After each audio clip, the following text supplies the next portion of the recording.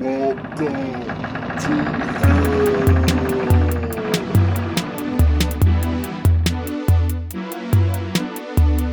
There is no escape. There is no escape. You are in my control now.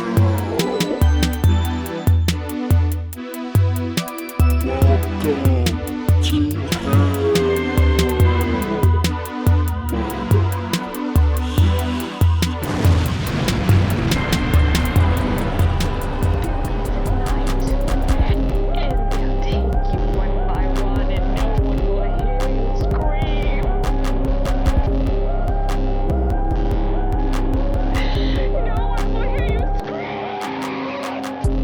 Welcome to Hell, Team Doom.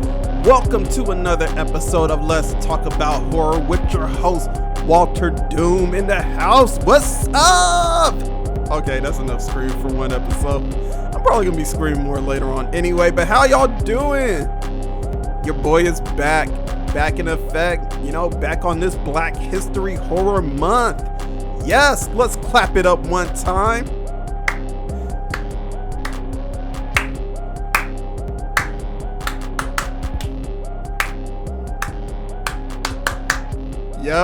Yep. So once again, for all y'all that are still out there fucking with me, I appreciate every one of you. I love each and every one of you, Team Doom out there, the people that are listening to me every week. Your boy is out here trying to do his thing. I don't know what that's supposed to mean. I'm out here doing the thing, but doing a thing. But yeah, for all y'all that are out there supporting me, this thing wouldn't be possible without y'all, So yeah, I just say keep following me, Team Doom, as I just right now lost another lock. Damn, son. These things are just falling out like crazy, bro. Like, seriously. Oh, man. But I'm not going to edit that out. Producer Doom is going to be mad at me about that one, but I'm not going to edit that out. But anyway, those social medias are Walter Doom on Instagram, Walter Doom. Everywhere else that's involved streaming, Walter Doom 1 on Twitter, the Walter Doom on TikTok. Definitely check me out on those places. I mean, maybe not so much TikTok. I'm not that active, but I try and post shit on there. Hey, I mean, whenever I had time, I'm an everyday person like y'all. I'm a commoner too. Shit.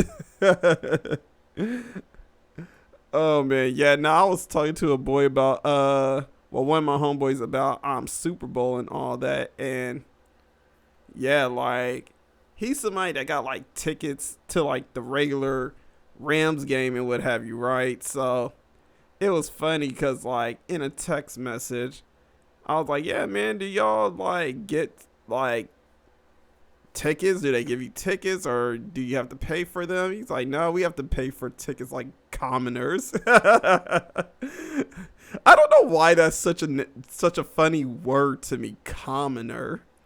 But I don't know, that it's a funny phrase. But anyway, besides all that, the last episode of Walter Doom, which is I have no fucking clue what the last episode was because it's been so long. So, informed by me by producer Doom, the last episode that I did was talking about a classic horror story that was on Netflix, and I was pretty much giving you guys my thoughts and opinions about that movie. This week, what are we getting into this week, Doom? Well, I am going to tell you, audience, what we're going to get into. So, what we're going to get into today, since we are coming to the special time of the year where all lovers come together and possibly make babies, Valentine's Day is coming up, and so is the Super Bowl, everybody. So we know a bunch of babies is gonna be made this weekend. Oh yeah. But besides talking about cream pie and bitches and all that, but yeah, like, we're gonna have a story about Valentine's Day, which is not going to be much of a romantic story, by the way. But first things first, we are going to get into this new segment that I call The Cube, where I am going to tell you guys like all the new like little things relating to news and stuff that's just going around right now. But anyway, yeah, we're gonna have The Cube, and so yeah, let's hit it off with that Cali the Wolf beat.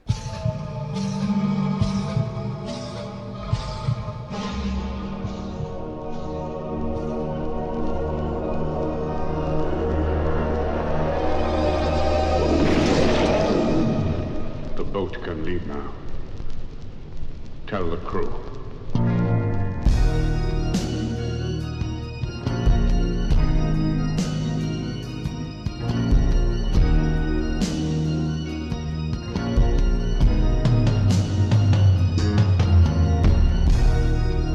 Alright, welcome to The Cube, everybody. So, as you guys know, this is usually like the unknown, unnamed internet gossip or whatever this bullshit is in the beginning of the show. I mean, I'm being self-deprecating. Don't take this as literal, you guys. But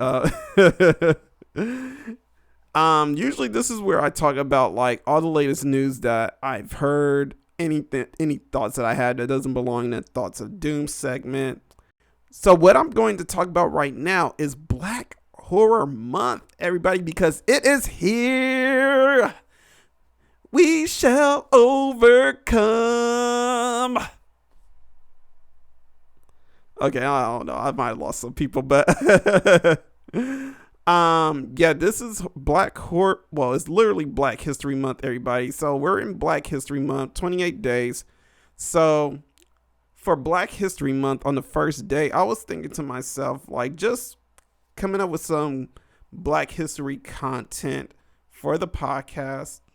But then eventually it dawned to me, like, what if I create a Black Horror Month of movies to watch? So at first I was going to bullshit it. I'm not even gonna lie. I was gonna bullshit the whole fucking list. I didn't know what I was gonna come up with next for each day. But then I told myself, what if I come up with a list? Just like how I do with like my Halloween watch list. What if I came up with a list of Black films with Black survivors or Black horror characters that are really strong or the lead in a film, or movies that are directed by Black directors? What if I do a watch list like that? And then it dawned to me, like, maybe I should do that. So I challenged myself. I told myself, okay, look here, motherfucker. If you're going to make a list starting off with 20 movies. If you could come up with 20 movies before you go to your day job, motherfucker, let's finish off that list and put it out there for everyone to see. Sure enough, from the morning when I got started to somewhere around the afternoon, I managed to pump out 20 movies. Easily found. Then I was like, okay, you at 20 right now, motherfucker. Get to 28. Went from 20 to 24. 24 to 28. 28 to 30. And I know 30 isn't a lot, but I managed to pump out 30 movies and found 30 movies to watch. So I was like, okay, we got our 28. Well, we got 30. Now let's cut it down to 28. It was a hard thing to do, Team Doom. It was hard to figure out what movies to cut down because a lot of the films were not the same. They were definitely not the same and had varying topics and approaches to just certain film genres or certain monster genres and what have you. So I managed to get down to 28 and we kicked things off with Bad Hair. But another film I want to talk about that was an interesting watch, which was definitely like always an interesting watch to see is the upcoming of age film Vampires versus the Bronx. Yep, and I love this film because it follows like this character that they call Little Mayor, and he's trying to save like this bodega from being taken away. And his friends Bobby and Luis, they're on this adventure, and then Little Mayor, he finds out that the Bronx has vampires, which is so funny to say, but me, I always kind of like visualize because we always see like horror films in like always in like these suburban or deserted areas. It was an interesting watch to see what a vampire being in like a urbanized neighborhood like the Bronx is like. You know, even though we have movies like Blackula, Vampire in Brooklyn and all that, you know, but sometimes those movies could be very comedic, and this one was comedic as well. But it is a very interesting film because again, it's a coming of age film, you know, about three boys who are on their path, you know, once when they go to high school, you know, they're spending their summer together, they're in middle school, but as they're growing up, they're starting to see changes within each other, you know, like Bobby, he's almost going down the path of destruction with joining the gang and selling drugs and everything like that, even though he's trying to hold on to his innocence and stay a kid and trying to back away from that stuff. But you have Little Mayor Miguel still out there basically being like the guy that's trying to uplift and hold the neighborhood together by keeping this bodega open. So you get a lot, which I do like in this movie. You do get a lot of like New York slang. Yo, I'm from the Bronx, son. You ain't talking about the Bronx, son. Like a lot of that in there. I love it. I love every minute of it. Definitely something to watch. But one thing about this movie, which I want to kind of focus on, is that this movie is kind of like the same as this other vampire movie that came out literally last year called Black as Night. Now, Black as Night was on my list too.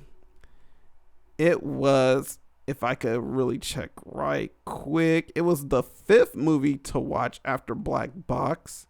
So it was like literally a day after.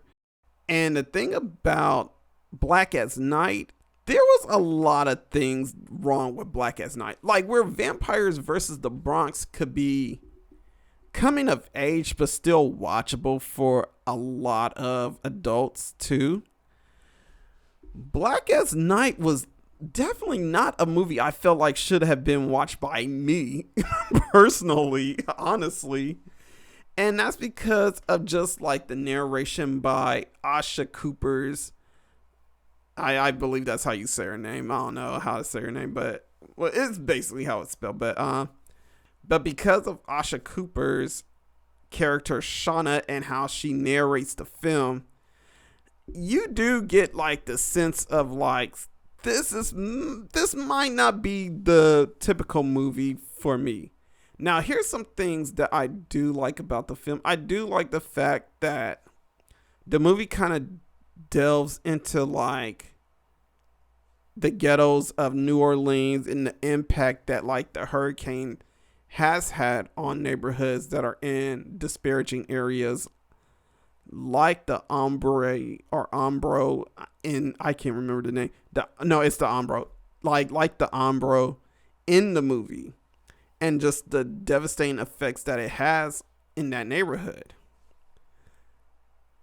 And I feel like that's literally about all I can really say that I like. Besides them having like different tribes of vampires, that's another thing that I do like. Here's a lot of things that I did not like. I did not like Shauna, the character herself, and her mission.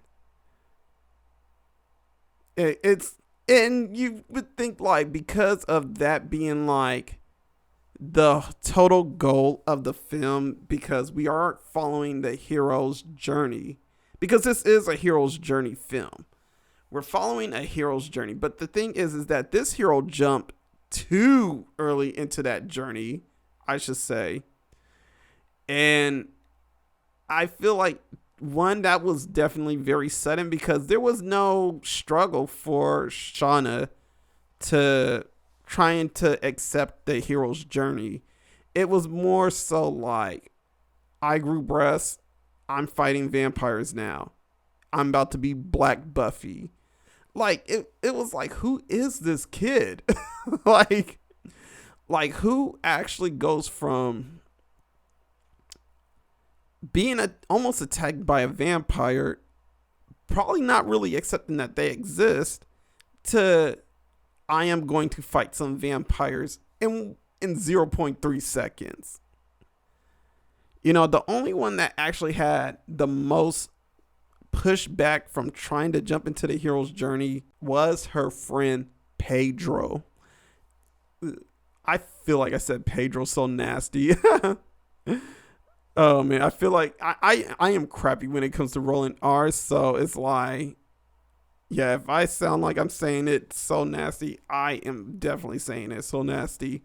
But another thing that I really just didn't like about Shauna and her journey is the meaning for her journey. So what ends up happening is that the vampires, well, let me backtrack a bit. She has a mom. Her mom is not living with her family. You know, she's being raised by her dad and she's living with her older brother. She is visiting her mom at the Umbro, which is like literally a rundown ghetto apartment building where gang members and drug dealers and drug addicts pretty much hang out. So with Shauna, she's basically like chasing her mom down, trying to beg her to come home and everything. But the mom is like so strung out on drugs, she doesn't even want to come home. So what ends up happening is like after Shauna gets attacked from leaving a party, she tries to like pick up her mom after she learns that all the vampires that are out there are attacking like homeless people and drug addicts, possibly just to get high and what have you, or get drunk. So what ends up happening is like Shauna, she goes get her mom, and her mom literally is already become a vampire. She got bit, she died, she became a vampire, and then Shauna basically killed her. So from there on, Shauna was like, well, you know what? Because they killed my mom, which technically they didn't. She killed her own mom. She is going to fight against these vampires. And the thing is, like, I couldn't agree with her journey because it's like her mom had all the chances to come home. But instead, the mom decided she wanted to stay in this rundown apartment building and get high all the time off of drugs. She didn't give a fuck about them kids. She said, fuck them kids. Fuck them kids. Fuck their casserole. Fuck their homework. Fuck their after school practice. Fuck them. You know, like that's literally what her mom was saying without even saying it.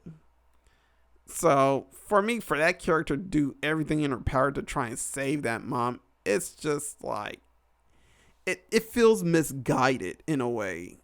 Because then she goes attacking the big boss vampires that are responsible for this. And what ends up happening is that she ends up killing like 2 of the big head vampires in charge. But here's the thing. Before she kills the big head vampire played by Keith David, he gives her this exposition, which is very powerful in a way. And here's where I really couldn't agree with her. And here's what Keith David said in the movie. He told Shauna what he was doing was to help black people and give them a gift. Because of their black skin, and the darker you are, the better you can walk through like the daytime and everything because of the melanin. So for the black people that were being turned into vampires, it was going to be a power for them to finally rise up from the ashes of the ghettos, from the ashes of addiction and killing each other, into rising against the people that are keeping them impoverished, basically. So I couldn't disagree with Keith David's character.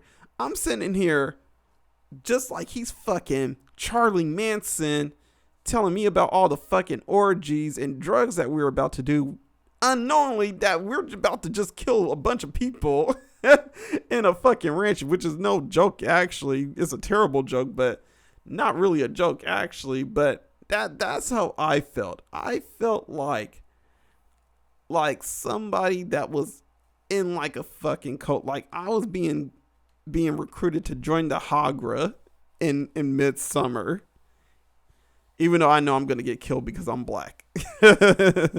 Yeah, like after Keith David's exposition, because he's seen everything. He saw everything since he was a slave, and they gave him the power to become a vampire.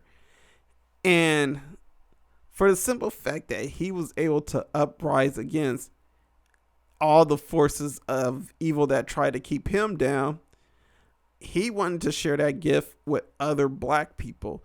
And I didn't think that was a bad idea.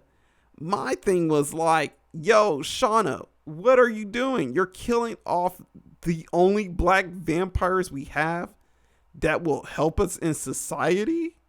Because what? Because they turned your mom into a vampire?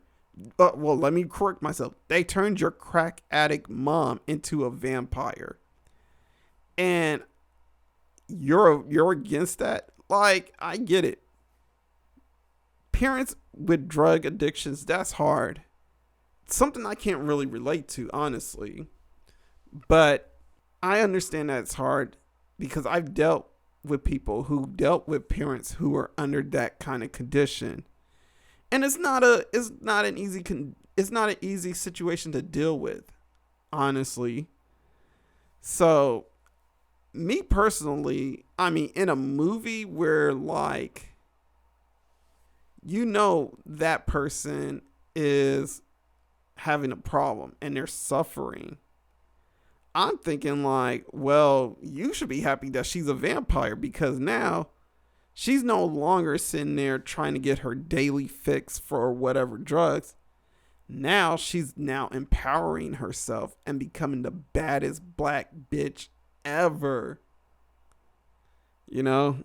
So that's just a couple of thoughts I had about that movie. I really was not a fan of Black as Night, honestly, but definitely Vampires versus the Bronx definitely is where it's at. And before I move on to the next topic, which is going to be the last topic, the last couple of films to check out are Thriller, Horror Noir, the Anthology, and Death by Temptation. Those were some good movies that I've watched over the past couple of weeks.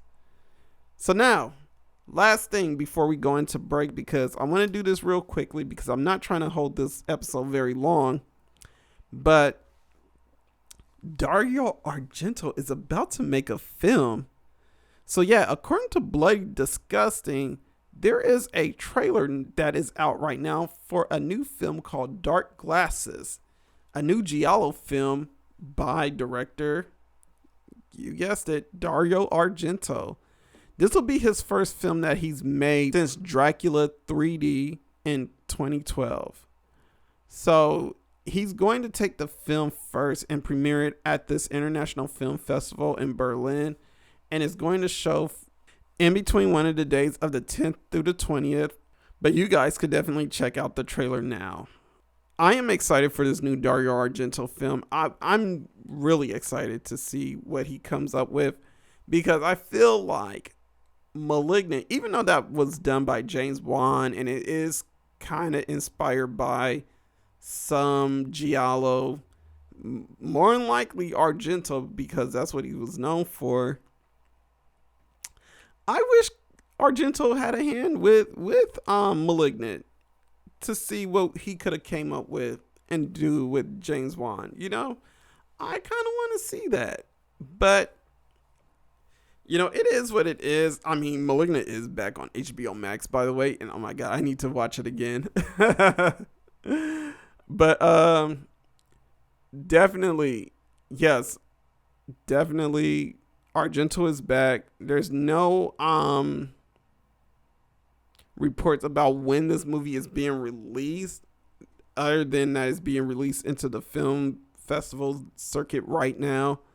But I'm pretty sure we'll have a word soon on when it's going to be released, so I'll let you guys know when that comes out. But right now, we are going to take a break right now, but when we come back, we will have a Thoughts of Doom Valentine's Day special. So, like you should say in a scary movie, I'll be right back.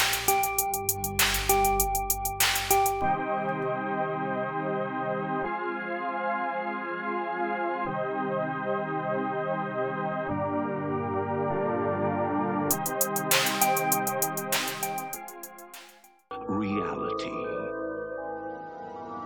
Unseen by most, a place that is just as real, but not as brightly lit.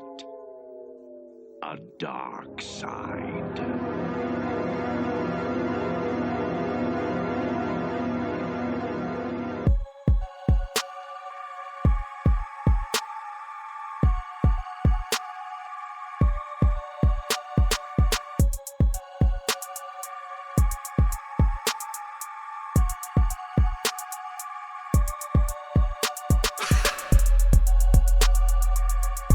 Valentine's Day is a celebration for couples everywhere, whether it's an old and long relationship or a new and exciting one. For most people, it's a day to revel with that special someone. Unfortunately, for Juanito Marquez, this is a day that will haunt him as the day he witnessed the murder of his mother. Ignacia Marquez was a mother of 3 children. Juanito, who at the time of this incident was 4, 2 daughters, although their names were unknown, they were 7 and 11. Ignacia didn't raise her 3 children alone. She was in a relationship with Juan Manuel Navarro, and they raised their children in the San Bernardino County area. Okay, in 1993, Juan suddenly ended the relationship. No reports described the breakup as anything else but amicable because the pair stayed friendly with each other. Ignacia was content with the relationship she had with her ex. He had his own life to find his happiness with whoever while helping her co-parent. But Juan had a change of heart, as most guys do, and wanted to take Ignacia back. Satisfied with their current situation, Ignacia refused Juan's advances, which in turn became the reason for her death. On February 14th, Ignacia had taken her 3 children to visit a friend at a baseline apartment in Highland. Juan uninvitingly showed up at the residence, and Ignacia pulled a restraining order from her purse. Ignacia showed the order to Juan, which he retorted to her that a piece of paper wasn't going to keep me away from you. The pair argued and Ignacia tried to call police, but Juan forced the phone away from her. Unsatisfied with Ignacia's refusal to take him back, Juan just wouldn't leave, according to testimony. When he did, he didn't go far from his ex and their children. When Ignacia and her sister visited a swap meet, Navarro followed them. Later that day, Marquez took her son, Juanito Marquez, to Loma Linda University Medical Center when he got an earache. Again, Navarro followed Marquez to meeting her at the hospital. I swear this guy just did not give up at any point, honestly. As they left, An ambulance tech heard the pair arguing near her truck in a parking lot. In a crime of passion, Juan then shot Ignacia in the right side of her head and her abdomen. Oof. According to prosecutors. While on the ground, she was shot again on the left side of her head. Not only did Juan slay Ignacia in front of witnesses, but their poor 4-year-old son, Juanito, was a witness to the tragic event. When police interviewed the little boy about what happened, he said ketchup is everywhere. Now, see, here's the thing. Just right now, Team Doom, this story is fucking insane. Now, I was looking over like a bunch of like different stories, and this one actually called to me the most just because of the situation within itself. You know, just the murder of like this woman, this mother in front of their 4-year-old son. And I just like, I think about like all the times we hear about like people who dealt with like abuse at home. You know, and how like abuse at home has affected them, whether they become the abusers themselves or they are dealing with like other developmental issues and what have you. So to hear like this guy with no shame at all, I mean, it's like, to me, and it's so weird because a lot of motherfuckers do this right now nowadays. It's like, you want to bounce. You had a happy home. You had a happy life. You had a happy wife. Now, we don't know all the stories or the intricacies about like what happened within their relationship. There was probably like some abuse happening, possibly. I'm not saying that there was, but possibly some abuse happening there, whether it was mental or physical, you know. But according to the stories, like, he was the one who left her, you know. And for the simple fact that she didn't want to take him back, that actually kind of speaks volumes. Because the way I'm thinking is like, okay, here's a scenario. Say like this guy wasn't abusive at all, but he just had a change of heart within the relationship, which is fine. Everybody has their change of heart, but it's like, my God, you have like 3 children, you know. He eventually wants to go out and kind of explore whatever, you know, maybe change of heart, change of life, whatever. Hey, sometimes it's a little selfish depending on where you're at with the relationship, but it's like at the same time, you know, he literally, I felt like, was saying fuck that family and just was like, all right, I'm out to go to some new chick and whatever. But for a simple fact, they were able to still co-parent. That actually says a lot. But let's stick to the example because I'm going way off base. So, example: there's no abuse happening. There's no abuse. There's change of heart. He goes to a new life, but he wants to get back with his ex. If they're speaking on good terms, and they have like a good term relationship with each other, yeah, a relationship could definitely happen again, you know, but down the line.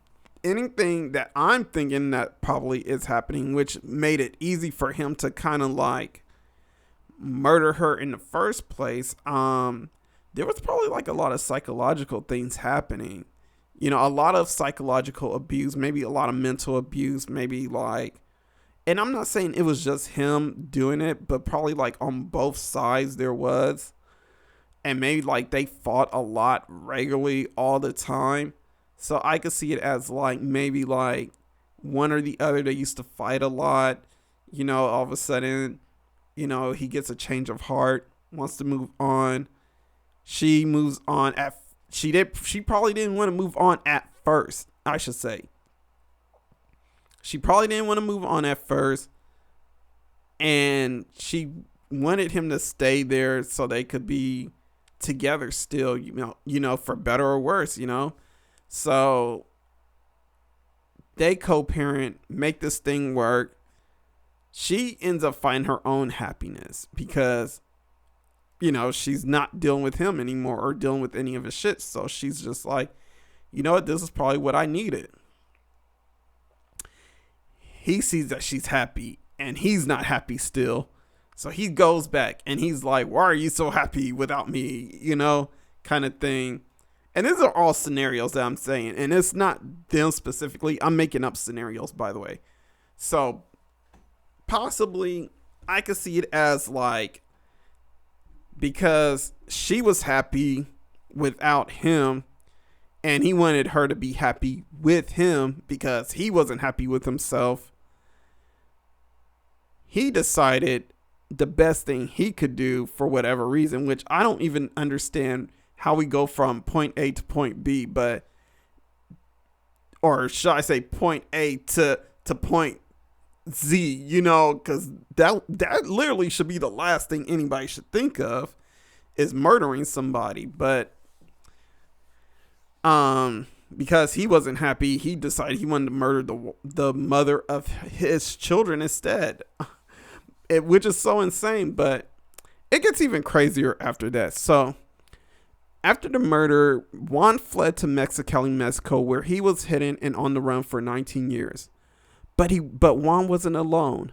He kidnapped Juanito from the scene, then eventually abandoned the boy at a ranch in an undisclosed location. The boy was eventually found and was sent to Ignacia's mother's home in the Coachella Valley, then the authorities, where he was more likely asked about what happened to his mother that night of Valentine's Day. Although he fled to Mexico to move on from the murder, Ignacia's family didn't let go. In a 19-year hunt funded by the family, they eventually located Juan in 2012, where he was expedited out of Mexico to be arraigned for his crime against Ignacia, according to official papers from Congress. Even though his initial plan was to flee to Mexico and commit suicide, he was fortunately sentenced to 30 years in prison. Now the question some of you may be wondering, what happened to Juanito? According to a report on Ranker, his aunt commented about the now 22-year-old boy that he has suffered and will continue to carry the burden of what he witnessed. His mental state is not of a 22-year-old. Team Doom, can you imagine being a witness to a heinous crime towards one of your parents at a young age? We all know kids exposed to abuse at a young age are more likely to become offenders themselves, have developmental issues and psychological issues when they get older, or they develop a codependency on substances such as drugs or alcohol. So I can't begin to imagine the effects this murder has had on the young man. With Valentine's Day here and couples are rejoicing in the name of love, let's hope that person who we call our Valentine's Day crush is not a heartless predator capable of murdering us like Juan Navarro. Yeah, I gotta say, I'm pretty sure Juanito, he feels very responsible for this because also in the story, which wasn't included in the script, was when he did go to the San Bernardino home, Juanito actually let the father in because, hey, it's dad. Dad is here. What's up, dad? And dad came there with his own ulterior motives. He came there to proclaim his love to Ignacia. And I give it up to Ignacia. She knew, and this is one thing I always say, always a smart thing to do. If someone is willing to leave you once, they're willing to leave you again once they're talking about some damn, hey, let's get back together. Now, not all people will do that, but in my opinion, I feel like it's more likely they'll do that again. Because honestly, for me, trust is a big thing. And I have to be able to trust you. And honestly, once when you leave or you do some fuck shit like that, trust is gone. Your trust at this point becomes zero. Hell, fuck it. Your trust becomes -1,000, honestly. And you have to work from negative 1,000 back to fucking 100%. If it could even reach 100%, honestly. And that's just me, honestly. Like, I just feel like that's one of the core things that you should have in a relationship, you know, like just communication and trust, you know, and there's a lot of factors that are like in a relationship too. But the main things that you need is like communication and trust. And those things have to be clear. I have to clearly trust you, you know. Whatever you're communicating with me, I have to clearly trust that you're communicating the right things to me.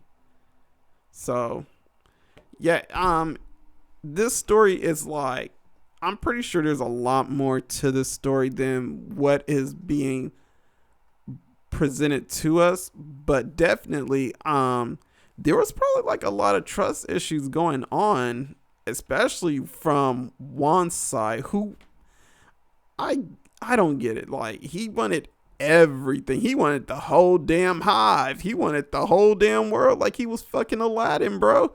But it's like, Juan, you gotta choose which one you want. Do you want the family with the wife and kids?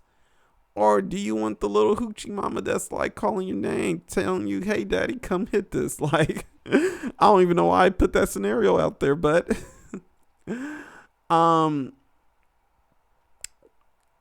definitely, like, this guy wanted the whole damn hive. He was too greedy. And I mean, selfish and greedy behavior, this is what's being rewarded of it. You know, I mean, who knows what this man's story is, because we're only presented with one side of the story. We don't have much of anything about him or any of the backstory of what led to all of this. But for him to just cold-bloodedly murder the mother of his children right in front of their 4-year-old says a lot about his character. But anyway, we're about to go ahead and take another break, you guys. And when we come back, we are going to come back to the outro. So be right back.